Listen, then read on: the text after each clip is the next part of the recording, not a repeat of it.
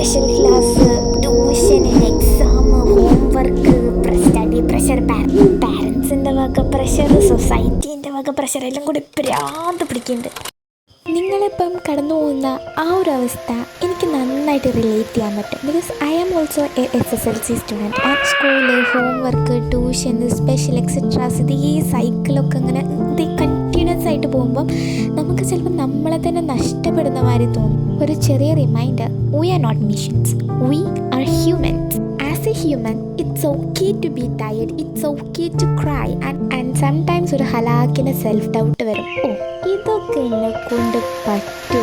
ബാക്കി പറയുന്നതിന് മുന്നേ ഒരു റിമൈൻഡർ, SSLC ഒരു പരീക്ഷയാണ്, നമ്മുടെ ലൈഫിൻ്റെ വിധിയൊന്നുമല്ല. നമ്മളൊരു ദിവസം മോട്ടിവേറ്റഡ് ആയിട്ട് പഠിക്കാനിരിക്കും, ആൻഡ് നമ്മൾ വിചാരിക്കും ഇന്ന് എല്ലാം പെർഫെക്റ്റ് ആയിട്ട് പഠിക്കണം. നോ, അങ്ങനെ ഒരിക്കലും ചിന്തിക്കരുത്.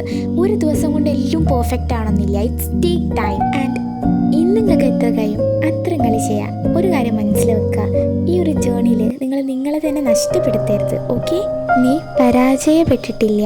U just simply tired and it's okay to be tired. നിങ്ങൾ ഹാപ്പി ആക്കുന്ന ഒരു ആക്ടിവിറ്റി ചെയ്യുക, നിങ്ങളുടെ മൈൻഡിനെ കാമാക്കുക, എന്നിട്ട് വീണ്ടും ഒരു ഫ്രഷ് മൈൻഡോട് കൂടി പഠിക്കാനിരിക്കുക.